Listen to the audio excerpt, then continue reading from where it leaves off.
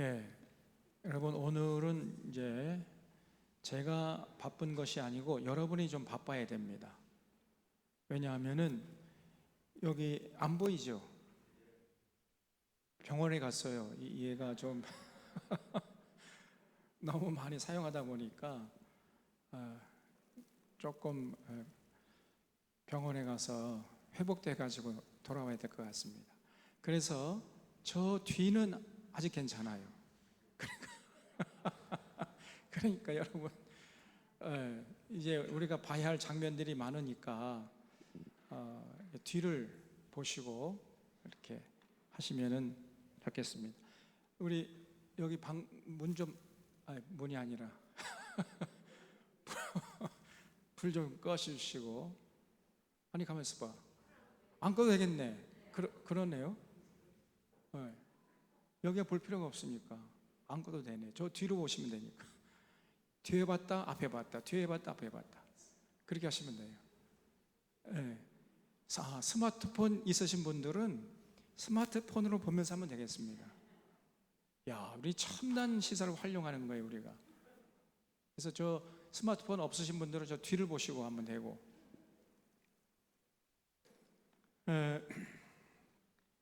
한 주간만 이렇게 하면은 이제 다음 주부터는 정상적으로 잘 될 것 같습니다. 그래서 우리가 지난주까지 하나님께서 이스라엘 백성들을 출애굽시켜서 시내 산까지 불러 모았죠. 그래서 너희가 내 말을 잘 듣고 내 언약을 지키면 그러면 모든 민족 중에서 너희가 내 소유가 될 것이다. 그리고 제사장 민족으로 하나님이 세워주시겠다는 거예요. 그래서 이스라엘 백성들이 해야 할 일은 하나님과 언약을 체결하고 그 체결한 언약을 이제 최선을 다해서 잘 지키는 거였습니다. 이게 신앙생활이란 말이죠. 어디서?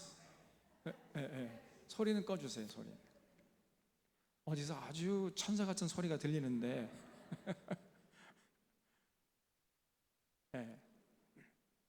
그런 신앙의 패러다임은 오늘도 똑같습니다. 그래서 신앙의 열정과 신앙의 관심을 어디에 쏟아부어야 되냐면은 하나님과 맺은 언약을 우리가 잘 듣고 마음에 새겨서 실천하는데 거기에 쏟아부어야 돼요. 근데 오늘날 한국교회 교인들이 그냥 예배 드리는데 열심히 해요. 예배 드리고 그 다음에 이제 기도하고 이거 열심히 한단 말이에요. 그런데 실제 삶의 현장에 나가서 하나님의 언약 실천하는 데는 그건 등한히 한단 말이에요. 결정적인 핵심 그 본질이 빠져버린 거란 말이에요. 신앙생활에 가장 중요한 이 코어, 그냥 가장 핵심이고 본질, 이게 빠진 채 그 주변만 그냥 열심히 하면은 별 의미가 없잖아요. 그래서 우리가 주변도 열심히 해야 되지만은 가장 중요한 본질 그걸 붙잡고 거기에 승부수를 걸어야 된단 말이에요. 하나님 말씀을 잘 듣고 그 말씀대로 삶의 현장에서 살아가는 삶, 그게 구별된 삶이고 그게 거룩한 삶이란 말이에요. 그랬을 때 하나님이 기뻐하시고 하나님이 하늘에서 있는 거 없는 거 그냥 이 땅에 쌓을 곳이 없도록 부어주신다, 이렇게 약속하신 겁니다. 그래서 이제 하나님께서 이스라엘 백성들 시내산에 불러 모아가지고 언약을 체결했어요. 그 언약의 핵심이 십계명이고 그 다음에 그 십계명 20장에 나오죠. 21장부터 23장까지는 시행 세칙들. 그래서 22장부터 23장, 21장, 22장, 23장. 그래서 이 십계명이 일종의 헌법이라고 한다면 그 헌법 정신을 구현하기 위해서 시행 세칙들을 그 하부 그 법들을, 하위 법들을 이제 다 지난까지 우리가 살펴봤습니다. 자, 그리고 24장은 이제 그 다 이스라엘 백성들에게 말씀을 전한 다음에 그 언약대로 살 것을 하나님 앞에 다짐하는 언약 체결 장면이 나와요. 언약 체결 장면. 그래서 여기 또 모세에게 이르시되 너는 아론과 나답과 아비후와 이스라엘 장로 70명과 함께 여호와께로 올라와 멀리서 경배하고 너 모세만 여호와께 가까이 나오고 그들은 가까이 나오지 말며 백성은 너와 함께 올라오지 말지니라. 그래서 이제 시내산의 정상에 올라오라는 얘기는 아닌 것 같아요. 제가 볼 때 정상에 올라오는 얘기는 나중에 나옵니다. 시내산 기슭 정도 조금 좀 높은데 그 장로님들 70명과 함께 모세가 올라와 가지고 모세만 하나님께 가까이 나오라는 거예요. 그래서 3절에 모세가 와서 여호와의 모든 말씀과 그의 모든 율례를 백성에게 전하매. 그래서 이제 하나님께 경배하고 와서 하나님께 받은 모든 명령들, 규례와 법도와 명령들을 이스라엘 백성들에게 다 전했어요. 그랬더니 그들이 한 목소리로 응답하여 이르되 여호와께서 말씀하신 모든 것을 우리가 준행하리이다. 이렇게 철석같이 약속을 했습니다. 여러분, 지키기로 약속했으면 어떻게 돼요? 지켜야 되겠죠. 지키는 자를 우리가 세 글자로 줄여서 뭐라고 합니까? 퀴즈입니다. 약속했으면 약속대로 잘 지키는 자를 우리가 세 글자로 뭐라고 그래요? 인격자예요. 인격자. 그래서 우리 하나님이 인격이시라 그랬죠. 인격. 우리 하나님이 인격이세요. 인격 그 자체입니다. 우리 하나님이. 다시 말하면 인격이라고 할 때 그 핵심적인 내용이 뭐냐면요, 약속이에요. 우리 하나님은 약속하면 반드시 지킵니다. 약속대로 하세요. 약속대로. 그렇기 때문에 약속한 것을 지키라고 요구하시고 지킬 것을 기대하신단 말이에요. 그래서 그 약속한 것을 지킬 때 하나님이 기뻐하시고 지키지 않으면 근심하시다가 분노하신단 말이에요. 이런 분이 우리가 믿는 여호와 하나님이세요. 그래서 그런 하나님의 속성을 한마디로 일컬어서 인격이시다 이렇게 표현한 겁니다. 우리 하나님의 인격이세요. 반드시 약속을 하고 약속한 것은 100% 지키십니다. 100%. 그래서 우리가 이제 예수 믿는다는 게 뭐냐면은 예수님의 그 십자가의 보혈을 통해서 우리가 하나님 앞에 이제 구원받은 하나님의 백성이 돼가지고 하나님과 약속한 관계로 들어가는 거예요. 그래서 하나님의 약속한 게 뭔가를 잘 알고 그 약속을 혼신의 힘을 다해서 삶의 현장에서 지키려고 하는 것, 이것이 신앙생활이란 말이에요. 이게 그냥 종교적인 행위에 그치는 것은 신앙생활이 아닙니다. 그거는 겉껍데기에 불과한 거예요. 무슨 말인지 이해가 되시죠? 종교적인 껍데기에 머물러 있단 말이에요. 껍데기 예배드리고 기도하고 찬양하고, 이거는 껍데기라고 말하면 좀 그렇습니다만 그거는 가장 결정적인 게 아니란 말이에요. 그래서 예배드리고 찬양하고 기도하고 이런 종교적인 행위를 통해서 결과적으로 삶의 현장에 나가서 하나님과 맺은 언약대로 살아갈 수 있는 힘을 얻는 것입니다. 그래서 정말 신앙의 꽃은 어디에서 피어내야 되냐면은 삶의 현장에서, 우리의 가정에서, 직장에서, 사업장에서, 세상 믿지 않는 사람들 그 틈바구니 속에 살아가는 그 삶의 현장에서, 거기서 신앙의 꽃을 피워내야 돼요. 거기서 하나님의 말씀대로, 하나님의 명령대로, 하나님과 맺은 그 언약대로 살아가려고 혼신의 힘을 다하셔야 돼요. 이것이 신앙생활입니다. 그게 빠져버리면 우리의 종교적인 행위는 의미가 없단 말이에요. 의미가. 그리고 하나님이 기뻐하시는 거 아니라 분노하신다 그래요. 분노. 이거를 한국교회 교인들이 모르고 있어요. 그냥 예배만 열심히 드리면 하나님 기뻐하실 줄 알아. 삶이 빠진 예배는 기뻐하신 거 아니라 하나님이 분노하신다 그랬잖아요. 그래서 이렇게 이스라엘 백성들이 시내산에 모여가지고 하나님과 맺은 언약 모세가 다 알려주니까 철저히 우리가 준행하겠습니다. 약속을 철석까지 했어요. 그랬으면 지켰어야 되는데 돌아서서는 안 지켜. 그러니까 하나님이 그냥 기가 막히는 거예요. 하나님의 사전에는 도무지 그 약속을 했다가 지키지 않는 것을 뭐라고 그럽니까? 변질이요, 배반이죠. 우리 하나님의 사전에는요, 변질, 배반이란 단어는 없습니다.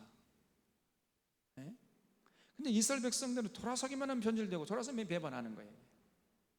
약속은 철석같이 잘해요. 그런데 돌아서서는 안 지켜. 이것이 이스라엘 백성들의 모든 저주받은 삶의 근원이었던 거예요. 이 사람들이 예배 열심히 드렸습니다. 기도 많이, 찬양 많이 했어요. 그런데 사람들이 하나님께 기쁨을 드리기는커녕 하나님의 분노를 샀단 말이에요. 그래서 여러분, 여호와께서 하신 말씀 그 핵심을 요약하면 뭐죠? 하나님 사랑과 이웃 사랑. 하나님 사랑과 이웃 사랑. 하나님을 사랑하는 자는 세상에 나가서 이웃을 사랑하면서 더불어 사는데 거기에 관심을 갖고 그런 세상을 만드는데 앞장서라. 권력자는 절대 권력 남용하지 말고 그 권력을 가지고 백성들을 섬겨라.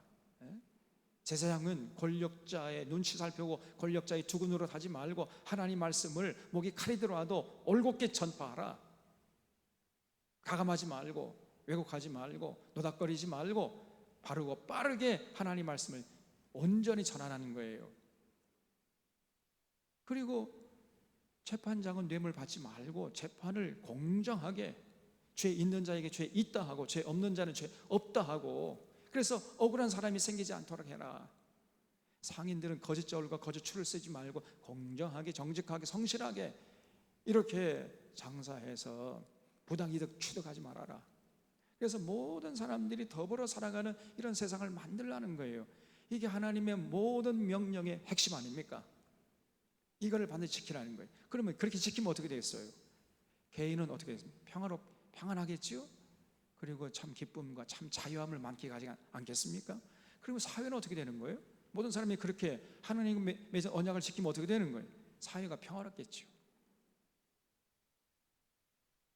그리고 국력은 강해집니다. 이 나라를 목숨 걸고 지킬 거 아닙니까? 이 평화로운 나라를, 나에게 너무너무나 소중한 이 국가를 내가 목숨 걸고 지키겠다. 그러니 감히 어떠한 주변의 열방들이 넘보겠어요. 강력한 나라가 되는 것입니다.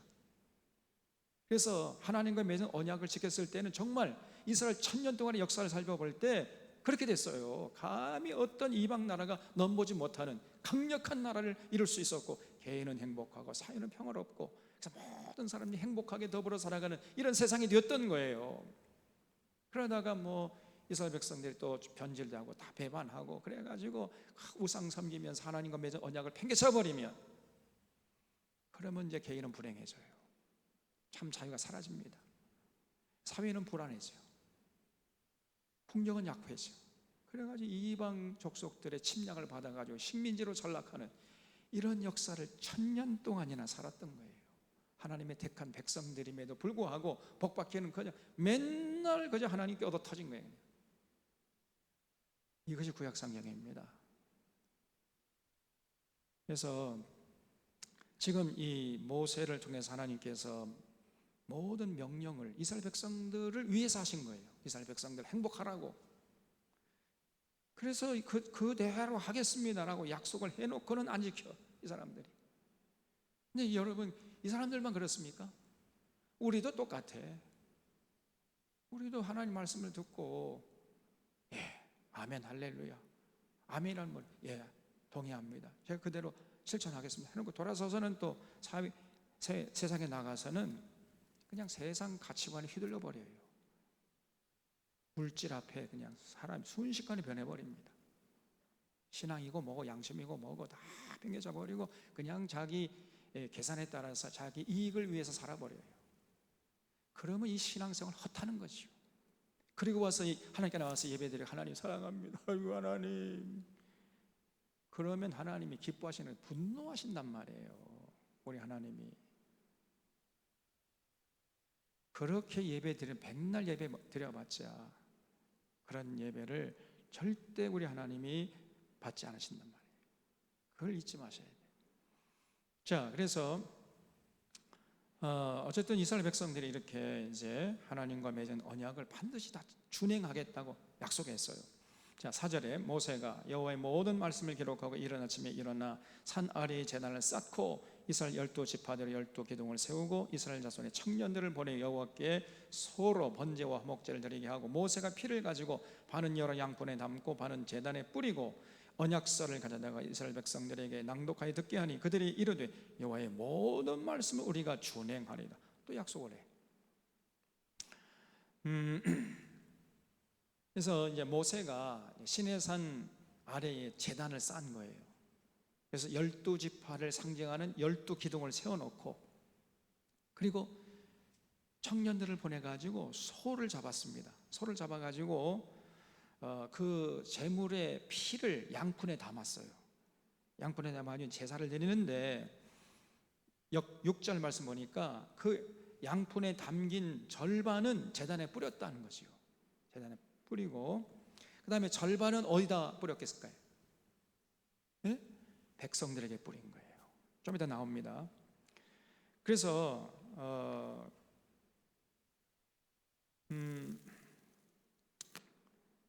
이 제단에 뿌렸다는 것은 뭐냐면요, 피의 맹세를 한 겁니다. 피의 맹세.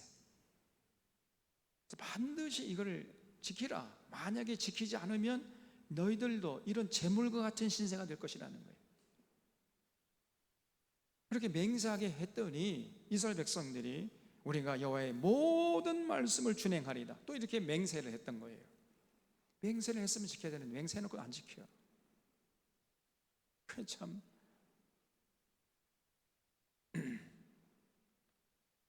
그래서 모세가 그 피를 가지고 백성에게 뿌리며 이제 양푼에 담긴 절반의 피는 백성을 향해서 뿌렸다는 거예요. 이제 절반은 제단에 뿌리고 절반은 백성들을 향해서 뿌렸어요. 그러면서 이는 여호와께서 이 모든 말씀에 대하여 너희와 세운 언약의 피니라. 그거 주십시오. 너희와 세운 언약의 피니라. 여러분, 이게 무슨 말이에요?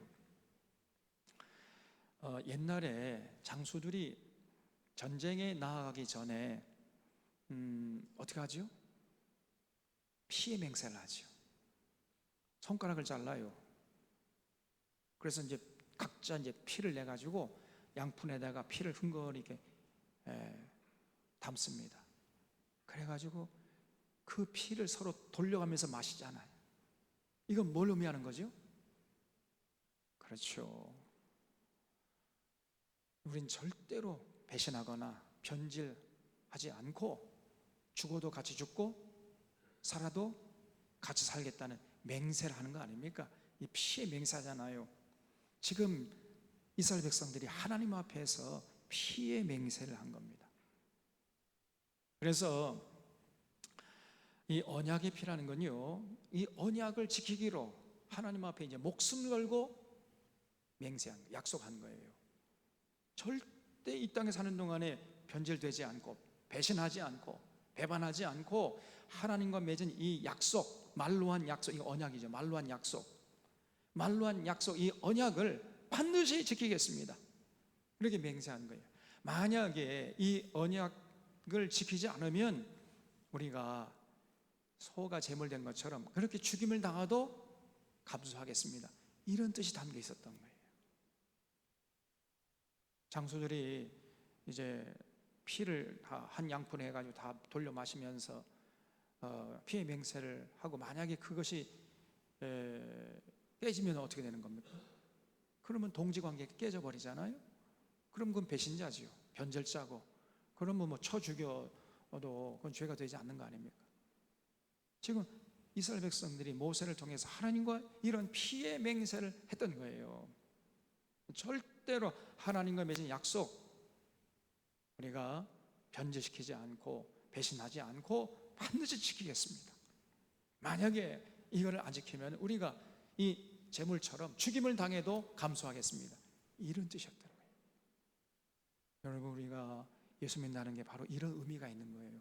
예수 믿는다는 것은 하나님과 피의 맹세를 했다는 것을 잊지 마시길 바랍니다. 예수 그리스도의 보혈로 우리가 하나님 앞에 구원받았잖아요. 하나님 백성이 되었잖아요. 그래서 이제는 하나님과 예수 그리스도의 피로 우리가 약속을 한 사이가 된 거예요. 그래서 여러분, 그냥 예수 믿는 게 뭐 예수 믿고 내 구원받았다 이런데 거기에 방점이 찍히면 안 되고, 하나님과 어떤 약속을 체결한 것인가, 그 하나님과 맺은 언약의 내용을 살펴가지고 그 언약대로 살아가는데 거기에 목숨을 걸어야 돼. 이게 신앙생활이에요. 그러니까 오늘 한국교회 교인들의 이 신앙의 내용이 성경에서 요구하는 것과 얼마나 많이 동떨어져 있냔 말이에요. 우리 한국교회 교인들은 예배 열심히, 예배 그냥 주일날 나와서 예배 드리고 그냥 기도하고 찬양하고 그러면은 이제 신앙생활 다 한 줄 알아요. 신앙의 중심이 하나님과 맺은 언약을 삶의 현장에서 지키는데 거기에 가 있어야 되는데 거기에 가 있지를 않고 그냥 종교적인 행위에 가 있단 말이에요. 그러니까 오늘 한국교회가 이렇게 무너지고 있는 것입니다. 이단들은 득세하고 있고, 한국교회가 어디가 문제가 있는지 좀 이해가 되시나요? 어디서부터 우리가 새롭게 출발해야 할 것인가, 이게 보여야 됩니다, 여러분.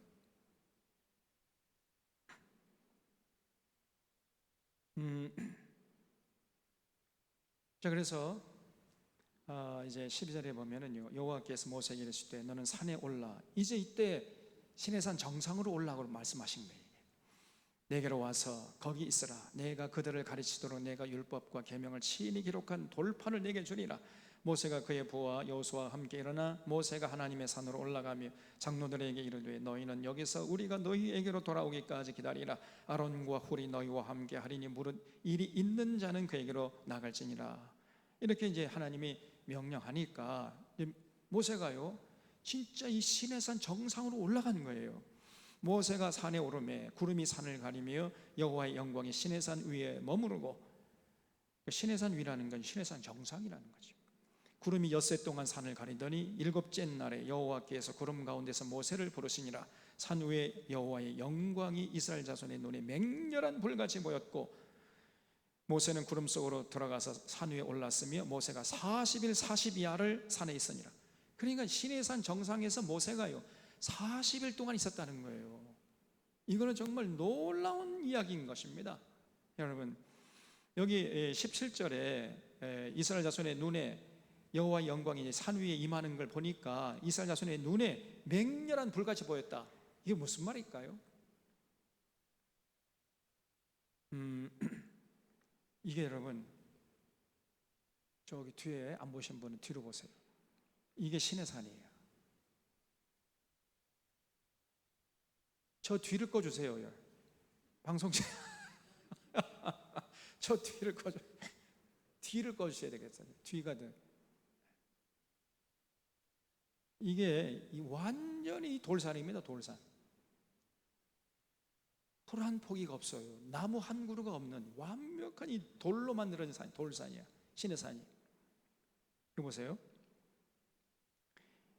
야, 그러니까 이스라엘 백성들이 이 시내산 이 기슭에서 이제 모세를 통해서 하나님과 언약을 체결하는 거예요. 시내산 기슭에.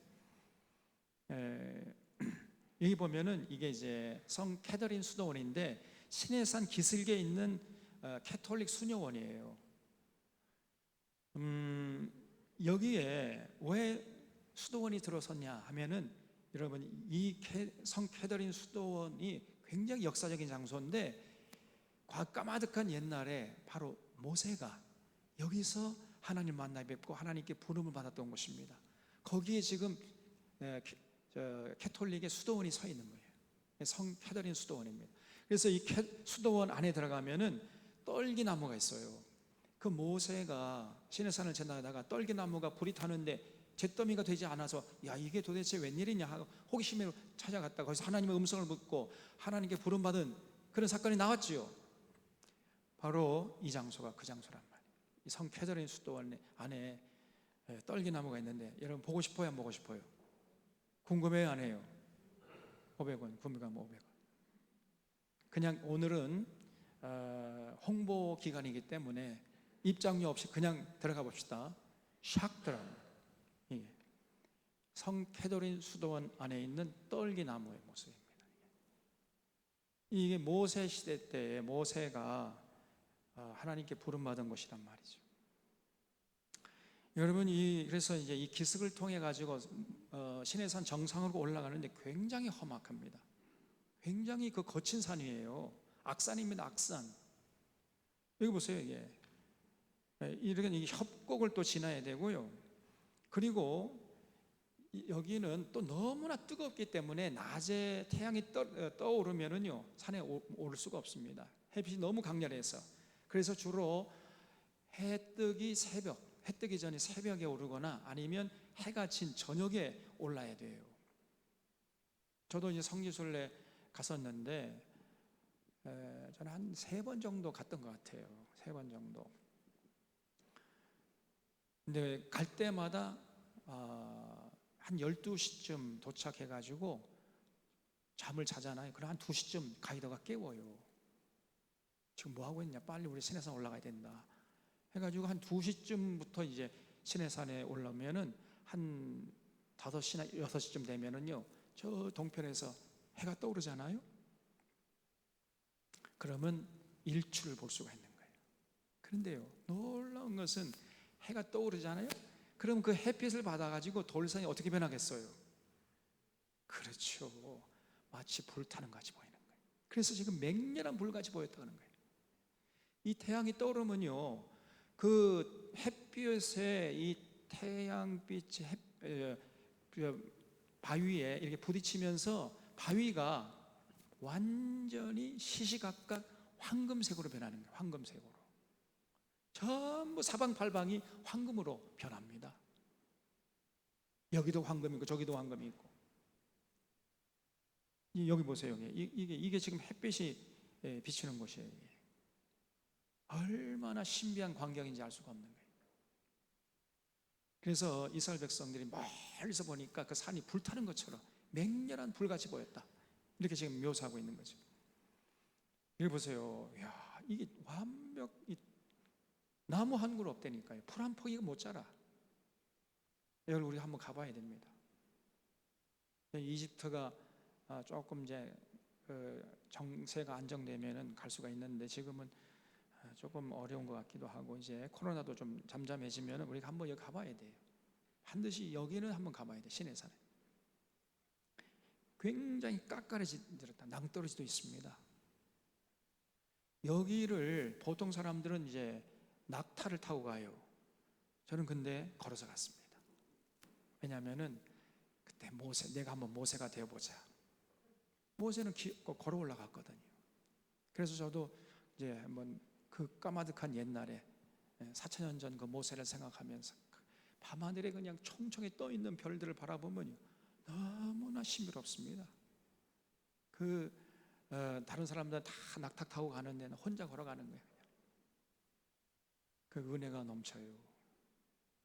근데 출애굽기 19장에 보면은 그때 하나님이 이제 시내산에 강림하시는데 그냥 빽빽한 그냥 구름이 몰려들고 막 천둥 번개가 치고 산이 지진이 나가지고 막 산이 흔들렸다 그랬어요. 그런 산을 모세가 올라갔던 거예요. 그러니까요, 모세는 하나님을 만나 뵙기 위해서 목숨을 걸었던 겁니다. 목숨을 걸지 않으면 그 산에 못 올라가. 어떻게 이런 깎아지 듯한 이런 험한 산을 올라갈 수 있겠습니까? 그것도 막 지진이 나는데, 땅이 흔들리는데. 네, 이런 것을 다 이제 올라가면 이제 정상이 나옵니다. 이게 시내산 정상이에요. 네, 이 시내산 정상에서 해가 떠오르면 해가 비치잖아요. 이렇게 변합니다. 네. 이거 보세요. 해가 비치게 되면 요 부분은 이게 뭐 황금색으로 빛나 버려요. 네. 그러니까 저 땅 밑에서 이제 바라보면은 마치 산이 불 붙는 것 같은 거예요. 불 붙는. 그래, 아주 신비한 산입니다. 그런 곳에서 이제 모세가 40일을 거했다는 거예요. 40일. 어떻게 40일을 거했을까요? 정말 대단한 거지요. 아마 이제 먹을 거 좀 싸고 갔겠지요. 금식했을까요? 그래서 물도 없고 말이죠. 아무것도 없는데 여기서 40일, 그럼 완전 금식이라는 거죠. 40일 완전 금식하고 살기 힘들 텐데. 어쨌든 아마 제가 볼 때는 조금 물과 양식을 쌓고 가지 않았나. 어쨌든 거기서 40일을 지냈던 겁니다. 자, 그러면서 이제 하나님과 만나 뵙고 하나님 말씀을 듣고 이스라엘 백성들에게 그 하나님의 언약을 남김없이 전해준 거예요, 모세가. 그때 그 말씀을 듣고 이스라엘 백성들은 철석같이 우리가 하나님의 모든 명령을 준행하겠습니다 라고 약속했어요. 그래 놓고는 안 지켜요. 오늘 한국교회 교회도 똑같아. 저를 비롯해서. 그러면 안 됩니다. 예수님의 은혜로 구원받았으면 이제 신앙의 열정, 구원받았을 것인가 받을 것인가 못 받을 것인가 여기에 관심 갖지 말고 이제는 우리가 하나님과 맺은 언약을 지키는데 거기에 관심 갖고 거기에 열정을 쏟아부어야 돼. 하나님의 명령은 하나님 사랑과 이웃 사랑이라 그랬잖아. 삶의 현장에 나가서 그렇게 살아가는데 최선을 다해야 돼.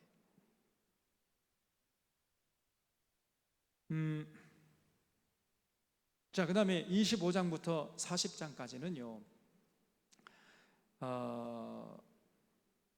시내산에 1년 정도 머무르면서 성막을 만드는 내용으로 되어 있습니다. 그러니까 이스라엘 백성들이 시내산에 한 1년 정도 머물렀는데 1년 정도 머무른 기간 동안에 하나님과 언약을 체결. 하나님 언약을 체결하는 것은 한 며칠이면 체결하는 거잖아요. 아무리 길어봤자만 한 달 정도면 되지 않겠습니까? 그런 다음에 나머지 기간은 전부 성막 만드는데 소요했던 거예요. 허비했던 것입니다. 그래서 이스라엘 백성들이 시내산 도착해가지고 1년 정도 머무르면서 하나님과 언약을 체결하고 성막을 만든 다음에 성막 중심으로 성막을 앞세우면서 이제 바란 광야로 또 춘 광야로 이렇게 이제 전진해 나갔던 거예요. 그래서 왜 성막을 만들라고 명령했겠습니까? 하나님께서 언약을 체결했으면 그 다음에 해야 할 게 뭐예요? 언약대로 살아간 삶을 하나님과 이제 계산해야 되잖아요. 그러면 하나님을 만나는 장소가 필요했겠지요. 그래서 성막을 지으라고 한 것입니다. 그래서 이제 하나님과 언약을 체결하고 그 체결한 대로 삶의 현장에 나가서 살고 산 다음에 이제 하나님께 나와서 그렇게 살아간 삶을 계산하는, 그래서 하나님 앞에 제사 드리고 하나님과 이제 화목제, 번제, 속죄제, 속건제 제사를 드리기 위해서 성막이 필요했던 거예요. 그래서 하나님이 성막을 만들려고 했는데 그냥 모세 멋대로 만들려고 한 것이 아니라 하나님께서 성막을 그 모형을 다 보여주셨어요.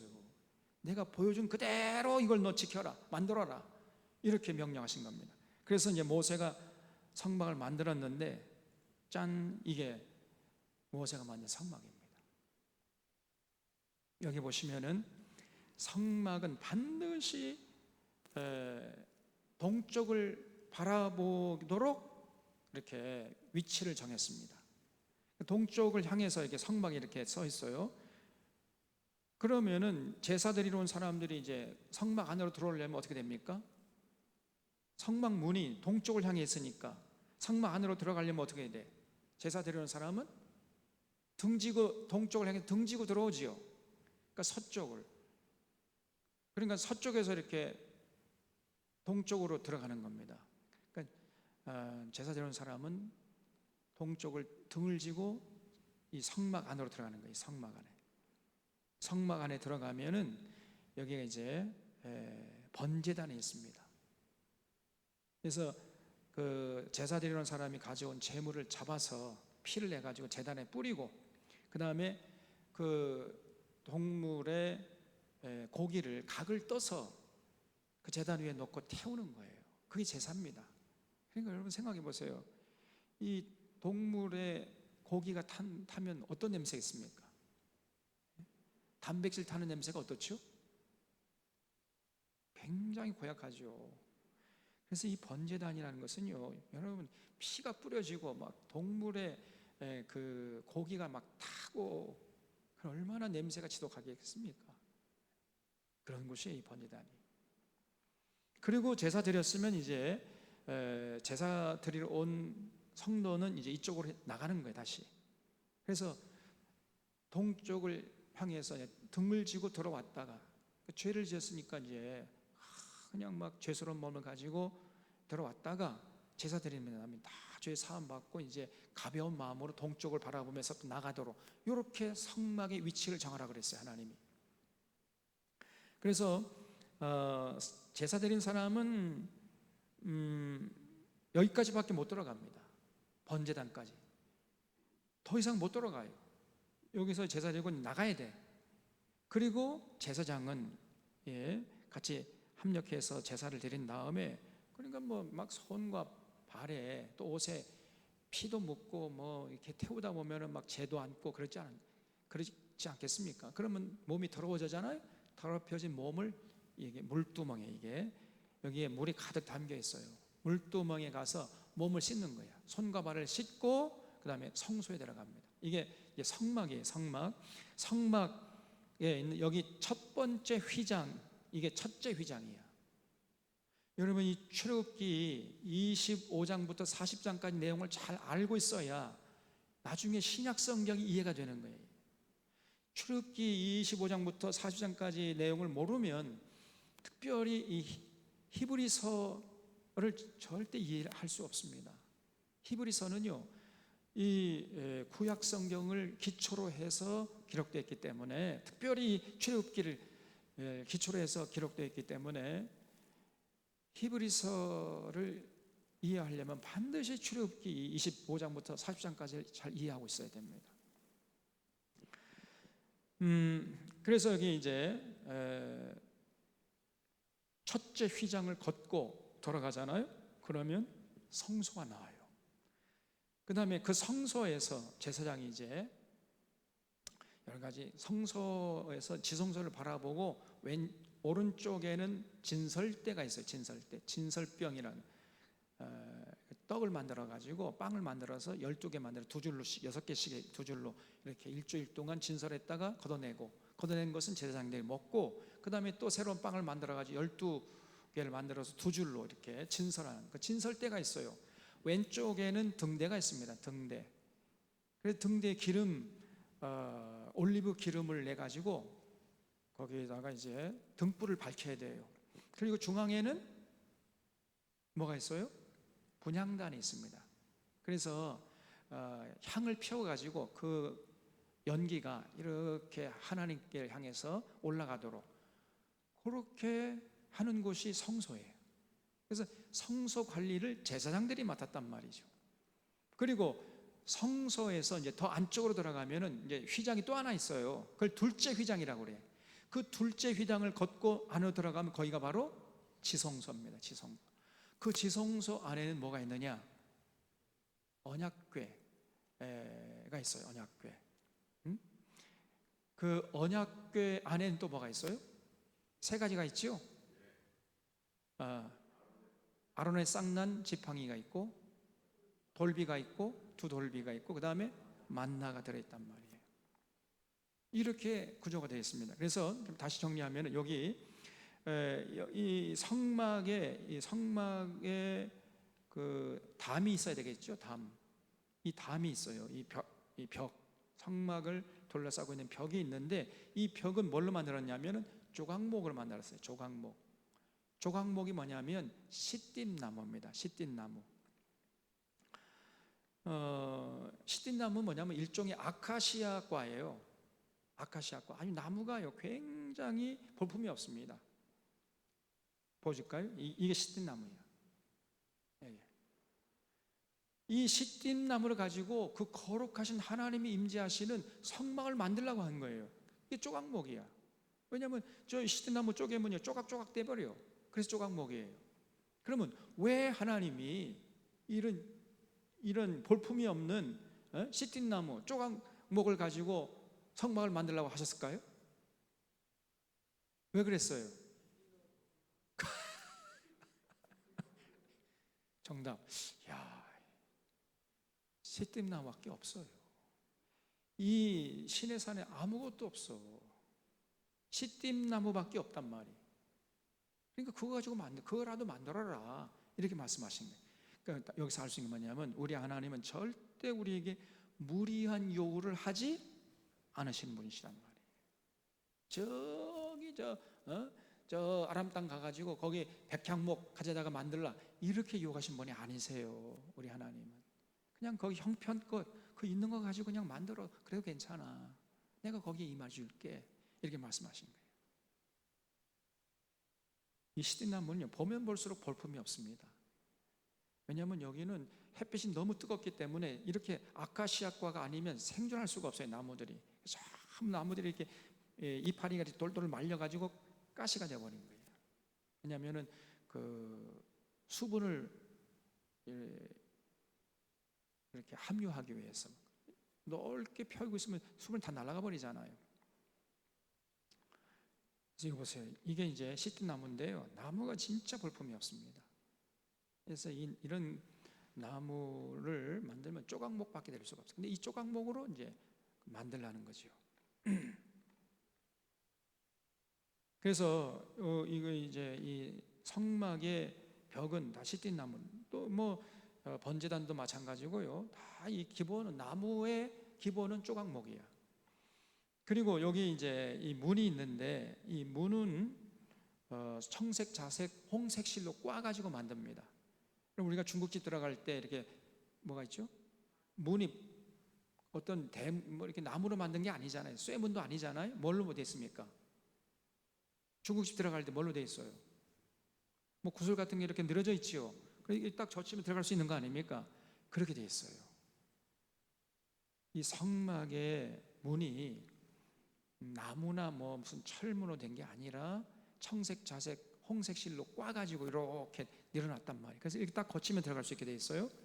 들어가게 돼가지고 또 여기 이제 휘장이 있는데, 첫째 휘장 또 청색, 자색, 홍색 실로 꽈서 만든 거예요. 그리고 이 성소와 지성소를 이제 싸고 있는 가죽이 있는데, 이 제일 여기 위에 제일 안쪽에 있는 천은, 이거는 순양의 털로 만듭니다. 순양 털로 이렇게 짜가지고 천을 만들어 가지고 덮어요. 그래서 이 성소와 지성소는 캄캄해. 자연 채광이 절대 안 됩니다. 그래서 등대가 필요했던 거예요.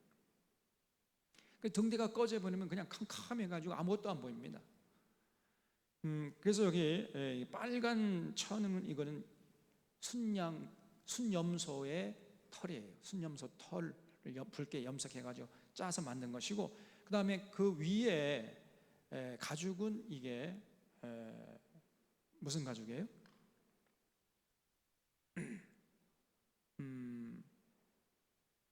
순양의 가죽이에요. 예. 순양의 가죽이고, 가죽이 두 개예요. 그 안쪽 가죽은 순양의 가죽이고, 또 위쪽 가죽은 해달의 가죽으로 만들어 그랬어요. 해달의 가죽. 해달이 거기 근방에 낫나무를 어떻게 구해서 했을까 모르겠는데, 어쨌든 그래서 이렇게 이제 그 가죽으로 이렇게 덮고요. 첫째 휘장, 둘째 휘장 이렇게 있었단 말이에요. 그래서 여기 보면은 이게 이제 성막인데, 성막에 문이 있어요. 문으로 들어가면은 여기가 번제단이 있고, 그 다음에 물두멍이 있습니다. 그리고 여기가 이제 성막들이죠. 성막들은 성도들만 들어가요. 여성은 못 들어가. 여성이 들어갔다 하면 큰일 납니다. 어디 가면 여성 들어온다고 그래요. 요즘에 또 뭐죠? 페미니즘 이런 사람들이 들으면 그냥 막 굉장히 기분 나빠할 것 같은데, 성경이 그렇게 돼 있어요. 제가 하는 얘기 아닙니다. 저 미워하지 마세요. 여성은 못 들어가. 남성만 들어갈 수 있어요. 그리고 이제 이 첫째 휘장을 걷고 들어가면 Holy Place, 이게 성소야. 그리고 두 번째 휘장을 걷고 들어가면 Most Holy Place, 지성소, 가장 거룩한 장소, 지성소가 나와요. 자, 조금 더 자세하게 말씀드리면, 이제 이게 성막문이에요. 문에 들어가면은 번제단 나오고 물도망이 나오고, 그다음에 첫째 휘장을 걷고 들어가면 이게 성소인데, 성소에는 세 가지가 있다 그랬죠. 테이블 쉬브레드 해가지고 진설대가 있어요. 그다음에 오른쪽에는 메노라 해가 램 스탠드가 있어요. 램 스탠드, 이게 등대지요. 그래서 등대가 꺼지면요, 칠흑 같은 어둠이 임하는 거예요. 절대 등대가 꺼지면 안 됩니다. 그다음에 가운데가 알터 오브 인센스 해가지고 분향단이 있어요. 그래서 364일은 분향단이 성소에 있어요. 성소에. 그리고 딱 하루, 언제죠? 대속죄 7월 10일 날만은 대제사장이 이제 지성소에 들어가는데 딱 1년에 한 번만 들어갈 수 있습니다. 그때 이 분향단을 가지고 들어가는 거예요. 불을 피우면서. 그때 딱 하루만 지성소에 분향단이 있게 되는 겁니다. 그래서 히브리서에 보면은 분향단이 지성소에 있는 것으로 이렇게 묘사가 되어 있어요. 왜냐하면 그는 대속죄일 날을 묘사했기 때문에 그렇게 된 거예요. 그래서 여러분, 우리가 그 히브리서하고 그 출애굽기 25장부터 40장까지 내용이 절대 충돌되지 않는단 말이에요. 그리고 이제 지성소에 들어가면 아크 오브 카버넌트, 이게 바로 법궤라고도 하고 언약궤, 그 다음에 증거궤, 여러 가지 용어로 사용되는데, 증거궤, 언약궤, 법궤 똑같은 얘기입니다. 다. 그래서 이 증거궤 안에는 세 가지가 있다고 그랬죠. 그래서 하나님께 받은 그 두 돌비가 있고, 그 다음에 아론의 쌍난 지팡이가 있고 만나가 있고, 이렇게 해서 이 언약궤 안에 세 가지가 들어있고, 그 언약궤 여보세요, 여기 뚜껑 있잖아요. 이 뚜껑 양쪽 끝에 날개를 쫙 편 천사들이 중앙을 향해서 딱 바라보고 서 있습니다. 이거를 그룹이라고 그래요. 그룹이라고 번역을 해놨는데, 일종의 이제 하나님의 보좌를 지키는 천사들이죠. 천사들. 그리고 그 중앙에 하나님이 임자셨던 거예요. 그래서 거기서 이스라엘 백성들을 만나주시고, 이스라엘 백성들의 죄를 사해주시고, 이스라엘 백성들의 은혜를 베푸시던 그런 곳이 있어요. 그래서 그곳이 바로 이 언약궤 뚜껑의 중앙인데, 거기를 속죄소라고 그래요. 왜냐하면 거기서 하나님 이스라엘 백성들을 1년에 한 번 만나가지고 이스라엘의 모든 죄를 사해 주셨기 때문에 속죄소라고 하고, 또 히브리서에는 은혜의 보좌라고 했어요. 그러니까 은혜의 보좌 앞으로 나아가자 할 때 거기가 바로 지성소의 언약궤 정중앙 뚜껑을 말하는 겁니다.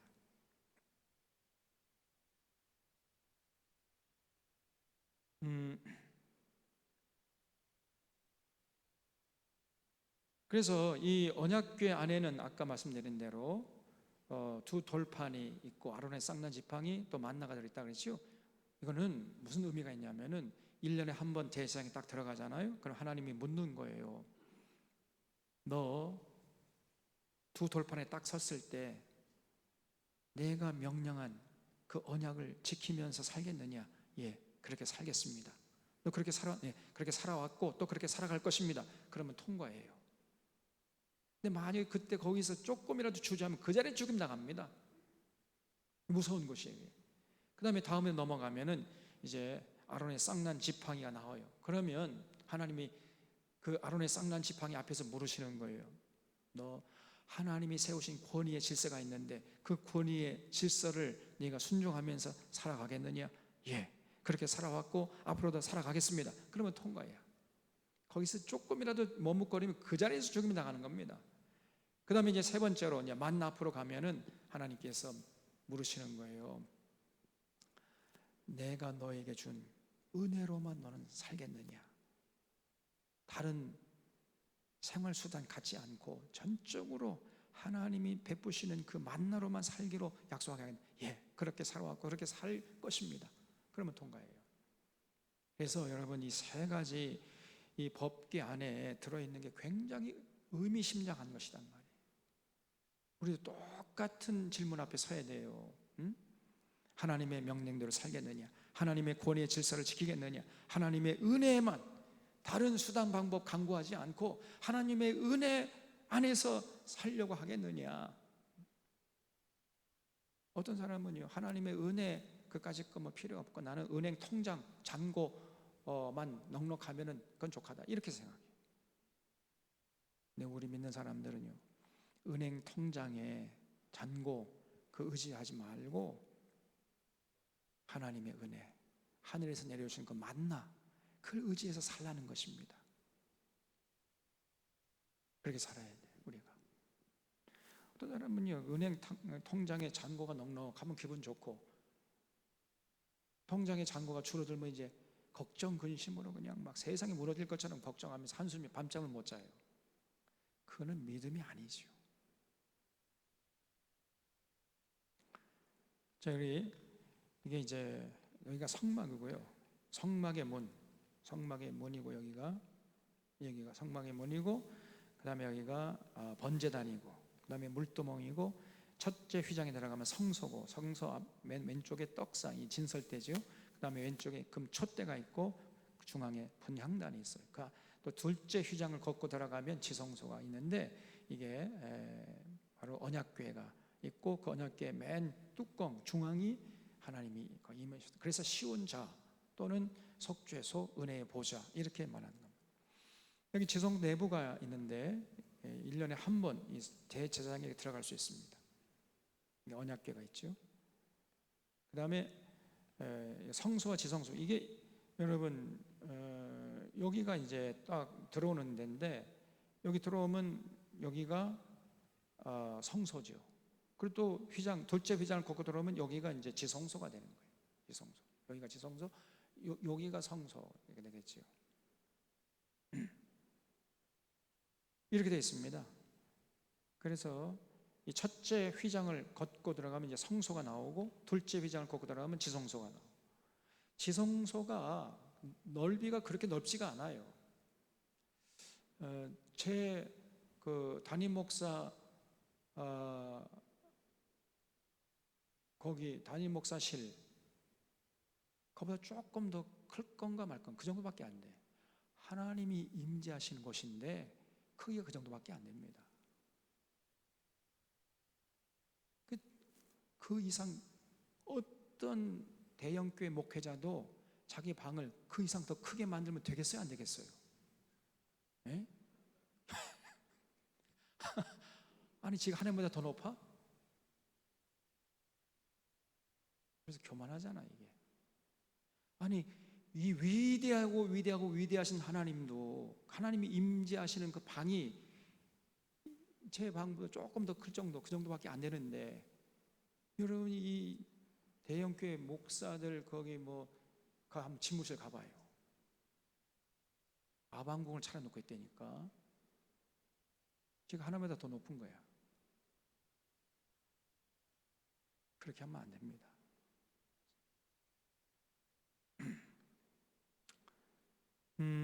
그리고 이제 이게 바로 성소에서 제사장들이 진설병을 만들어 가지고 이제 진설 때 진설하는 모습이 나오고요. 그 다음에 등대를 관리하는 거죠. 그리고 분향단을 관리하는 거죠. 이게 이제 대제사장이죠. 이게 대제사장의 옷은 조금 다르죠. 여러분이 대제사장, 이거는 이제 제사장들이고, 이건 대제사장이에요. 이분은 대제사장인데, 이 대제사장의 가슴에 뭔가 다른 게 붙어 있죠. 이게 뭐예요? 이게 판결 흉패라고 합니다. 판결 흉패.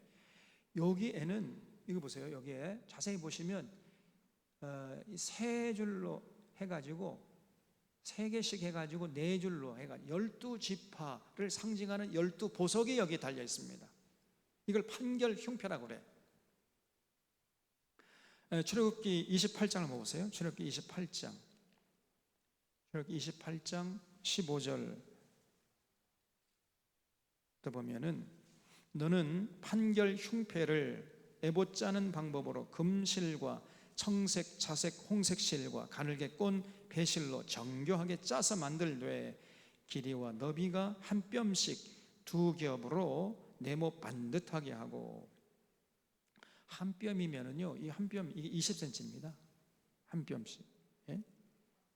그래서 너비와 길이가 한 뼘씩 두 겹으로 네모 반듯하게 하고, 그것에 네 줄로 보석을 물리되 첫 줄은 홍보석, 황옥, 녹주옥이요, 둘째 줄은 석류석, 남보석, 홍만호요, 셋째 줄은 호박, 백만호, 자소정이요, 넷째 줄은 녹보석, 호만호, 벽옥으로 다 금태에 물릴지니 이 보석들은 이스라엘의 아들들의 이름대로 열둘이라. 그러니까 이스라엘 12지파를 상징하는 보석을 이렇게 세 줄, 네 줄 해가지고 12개를 붙여가지고 그 대제사장 가슴에 붙이라는 거예요. 대제사장 가슴에. 이 왜 그랬겠습니까? 굉장히 중요한 의미가 있는 거예요. 적어도 대제사장이라고 한다면, 다시 말하면 여러분 오늘날 대제사장 목사라고 할 수 있겠잖아요. 목사라면 가슴에 어떤 마음을 품고 목회를 해야 되겠는 거예요. 그렇죠. 이 나라, 이 민족, 우리 대한민국은 아니라 저 북한까지도 가슴에 품고, 전라도뿐 아니라 경상도, 충청도, 강원도, 경기도, 또 어디가 있어요? 제주도, 온 국민들을 가슴에 품고 목회하라는 거예요. 전라도에서 목회한다 그러면 전라도 국민들만을 대상으로 목회하면 되겠습니까? 비록 전라도에서 목회한다 할지라도 온 대한민국의 이 역사를 책임지는 그런 차원에서, 더 나아가서는 이 한민족의 이 역사까지도 걱정하고 근심하면서 목회하라는 거예요. 이스라엘 12지파 전부 다 가슴에 안고, 그리고 대제사장 직분을 감당해라. 그래서 12보석을 달아가지고 가슴에 품고 제사장직을 감당하라, 이렇게 명령하시는 겁니다. 이 경상도 이 목회자들은 경상도 사람들 대상으로만 목회를 해. 경상도 목회자들 중에는요, 전라도 사람들은 빨갱이라고 하는 사람들이 많아요. 이거는 목사가 아닙니다. 이거는 이게 어떻게 목사가 그런 말을 할 수가 있어요? 내가 막 혈압이 오르는데 의외로 그런 사람들이 많아요. 지역 감정이나 이념이 휘둘리는 이런 목사들은 목사가 아닙니다.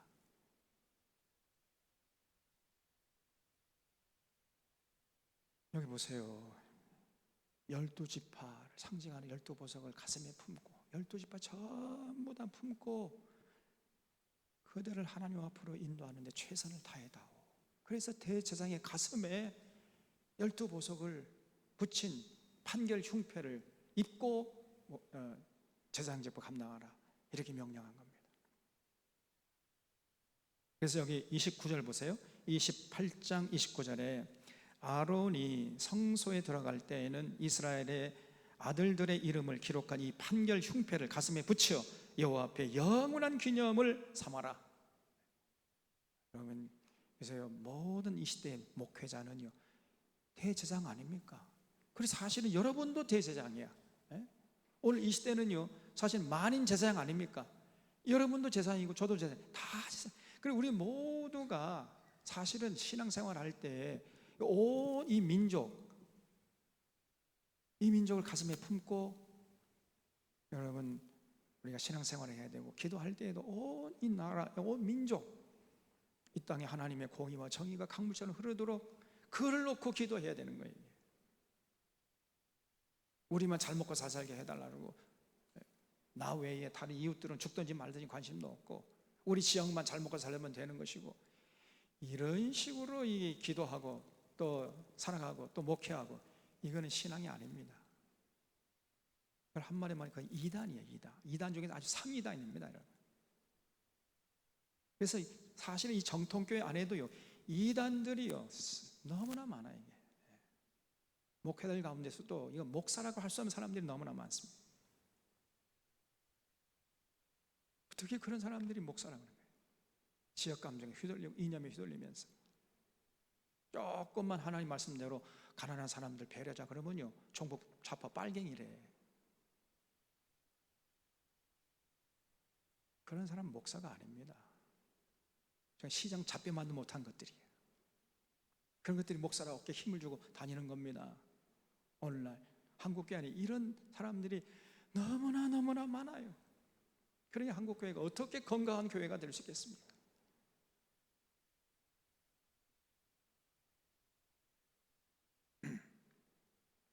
그래서 이 지성소에 들어갔을 때 하나님 앞에 1년에 한 번 딱 설게 되는 거예요. 여기에 이게 이제 그룹입니다. 천사 날개를 쫙 펴고 중앙을 향해서 바라보고 있고, 여기가 속죄소야. 여기가 은혜의 보좌. 이 은혜의 보좌 앞에 서서 하나님과 교제를 하고 하나님의 이제 용서함을 받고 또 하나님의 은혜를 받고, 이렇게 이스라엘 백성들이 40년 동안 미디안 광야에서 살았던 거예요. 그래서 이 성막을 다 완성한 다음에 드디어 이제 파란 광야, 친 광야 이렇게 떠나가지고 거기서 38년 정도 지져먹고 이렇게 살았던 것입니다. 성막 중심으로. 자, 그래서 출애굽기 40장을 한번 보세요. 출애굽기 40장을 보면은 40장 16절 보세요. 16절. 하나님께서 이렇게 내가 보여준 그 식양대로 성막을 만들라 명령하셨어요. 네 멋대로 만들라고 한 게 아니라, 모세 멋대로 만들라고 한 것이 아니라 내가 보여준 그대로 만들어라 그랬더니 16절에 모세가 그같이 행하되 곧 여호와께서 자기에게 명령하신 대로 다 행했다는 거예요. 명령하신 대로 했어요. 그게 중요합니다. 19절에 또 성막 위에 막을 펴고 그 위에 덮개를 덮으니 여호와께서 모세에게 명령하신 대로 되니라. 또 그는 증거판을 궤 속에 넣고 채를 궤에 꿰고 속죄소를 궤 위에 두고, 속죄소는 그 언약궤 그 판 맨 위에 중앙이라 그랬죠. 속죄소가 거기가 속죄소예요. 궤 위에 두고 또 그 궤를 성막에 들여놓고 가리개 휘장을 늘어뜨려 그 증거궤를 가리니 여호와께서 모세에게 명령하신 대로 됐다. 또 반복되죠. 또 23절에도 여호와 앞 그 상 위에 떡을 친 사람 여호와께서 모세에게 명령하신 대로 됐다는 겁니다. 25절에도 여호와 앞에 성전대에 불을 켜니 여호와께서 모세에게 명령하신 대로 됐어요. 27절에 그 위에 향기로운 향을 사는 여호와께서 모세에게 명령하신 대로 됐다. 29절에 성막문에 휘장을 달고 회막의 성막문 앞에 번제단을 두고 번제와 소제를 그 위에 드리니 여호와께서 모세에게 명령하신 대로 되니라 그랬습니다. 그래서 전부 다 여호와께서 명령하신 대로 했어요. 멋대로 하면 안 됩니다. 그리고 31절에 모세와 아론과 그 아들들이 거기서 수족을 씻되, 그러니까 손발을 씻은 거죠. 그들이 회막에 들어갈 때와 제단에 가까이 갈 때 씻었으니 여호와께서 모세에게 명령하신 대로 되니라. 그는 또 성막과 제단 주의 뜰에 포장을 치고 뜰 위에 문 위에 휘장을 다니라. 모세가 이같이 역사를 마치니 구름이 회막에 덮이고 여호와의 영광이 성막에 충만했어요. 하나님께서 거기 임하신 겁니다. 하나님의 영광이 충만했어요. 그래서 모세가 회막에 들어갈 수 없었으니 이는 구름이 회막 위에 덮이고 여호와의 영광이 성막에 충만함이었으며, 구름이 성막 위에 떠오를 때는 이스라엘 자손이 그 모든 행진하는 길에 앞으로 나아갔고 구름이 떠오르지 않을 때에는 떠오르는 날까지 나아가지 아니했으며. 그러니까 성막이 가면 가고 성막이 서면 서고 이렇게 행진했다는 거예요. 질서정연하게. 그래서 성막 중심으로 12지파가 동서남북으로 3지파씩 포진해가지고 성막이 가면 가고 성막에 서면 서고 이렇게 40년을 행진했던 겁니다. 그러니까 오합지졸처럼 우르르 몰려갔다가 우르르 몰려가고 그런 게 아니라 각자의 자리가 있어요. 12지파가 동서남북으로 각 지정된 장소에서 성막을 중심으로 다 행진했던 거예요. 여러분 그 생각을 해보면 얼마나 그 장면이 장엄합니까? 교회가요 이렇게 질서가 좀 있어야 돼요. 딱 성막 중심으로 성막에 가면 가고 서면 서고 모든 교우들이 다 자기 자리에 딱 질서정연하게 서가지고 성막 중심으로 하나님 임재하시는 그 지성소 바라보면서 그 지성소가 행진하면 같이 행진하고 서면 또 서고 이렇게 40년을 행진했던 것입니다.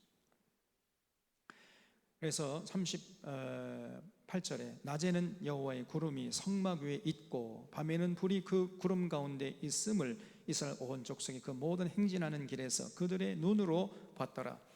그래서 낮에는 구름 기둥으로 밤에는 불 기둥으로 이렇게 하나님께서 인도하셨다는 겁니다. 이렇게 해서 이제 40년을 행진할 준비가 되어 가지고 결국은 민수기에 보면은 이스라엘 백성들이 시내산에서 바란 광야로 떠나는 장면이 이제 민수기 10장에서 쭉 이어져요. 그리고 이제 다음 주부터 이제 레위기를 할 텐데, 레위기에서는 조금 더 자세하게 하나님과 맺은 언약을 좀 더 구체적으로 풀어주고 있습니다. 그래서 여러분, 이 레위기가 하나님과 맺은 언약의 핵심 중에 핵심이에요. 그래서 이 레위기를 우리가 잘 알아야 됩니다. 레위기는 한 장도 빼지 말고 샅샅이 우리가 다 알고 있어야 돼요. 왜냐하면 그것이 하나님과 이스라엘 백성 사이에 맺은 언약이거든요. 그래서 율법 또 언약이라고 말할 때 좁혀 말하면 레위기를 말하는 거예요. 레위기. 좀 더 넓히 말하면 율법서, 창세기, 출애굽기, 레위기, 민수기, 신명기, 이거를 율법서라고 하고, 좁혀 말하면 율법서, 사실은 레위기입니다. 그래서 이 레위기가 가장 중요한 책이라고 할 수가 있어요. 근데 오늘 한국교회 교인들이 레위기를 몰라. 그리고 대부분의 목회자들이 레위기 이거는 오늘 신약 시대에는 폐기됐다, 이렇게 얘기하는 목사들이 많아요. 너무나 기가 찹니다. 전혀 성경을 모르는 사람들이고 전혀 하나님을 모르는 자들이에요. 여러분, 레위기를 모르잖아요? 그러면 역사서가 이해가 안 되고 예언서가 전혀 이해가 안 되고, 그러면 구약 성경이 이해가 안 되면 그러면 어떻게 신약 성경이 이해가 되는 거예요? 신약 성경은 구약 성경을 배경으로 된 건데 이해될 수가 없는 거예요. 그냥 예수님을 통해서 우리가 구원받았다, 그것만 믿어라. 젠장. 그냥 예수의 보혈로 우리 구원받았다, 11조 헌금이나 잘 바치면 하나님 기뻐하신다, 이 정도 수준이니 어떻게 교회가 건강할 수 있겠습니까? 그 정도 수준에 빨리 벗어나야 돼. 그래서 여러분, 다음 주부터 레위기 굉장히 중요합니다. 레위기를 우리가 정말로 정성을 다해서 우리가 하나님 말씀을 잘 듣고 마음에 새기고 지키되 훨씬 더 업그레이드 시켜서 지켜야 돼. 레위 그대로 지키는 게 아니라 훨씬 더 업그레이드 시켜서 지켜야 됩니다. 왜? 구원받기 위해서가 아니고 구원받았기 때문에. 하나님 백성이 되었으니까 하나님과 맺은 언약을 지킨다는 차원에서 이거를 우리가 관심 갖고 살펴보고, 훨씬 더 업그레이드 된 그 율법을, 예수님이 완성된 율법을 지키려고 애써야 됩니다. 이것이 기독교입니다. 자, 그래서 다음 주부터는 이제 레위기를 살펴보겠고요. 어쨌든 우리 사랑하는 찬원의 교우들은 정말 이 땅에 사는 날 동안까지 이제 하나님의 은혜로 예수님의 십자가의 보혈로 구원받았다는 것을 굳게 믿고, 그리고 이제 남은 여생 어디에 관심을 가져야 되냐면 하나님과 맺은 언약을 지키는데, 거기에 관심 갖고 최선을 다해서 실천하는 삶을 통해 하나님께 영광 돌리고 하나님 주신 모든 복을 받아 누리는 귀한 인생들 되시기를 바랍니다. 기도하겠습니다.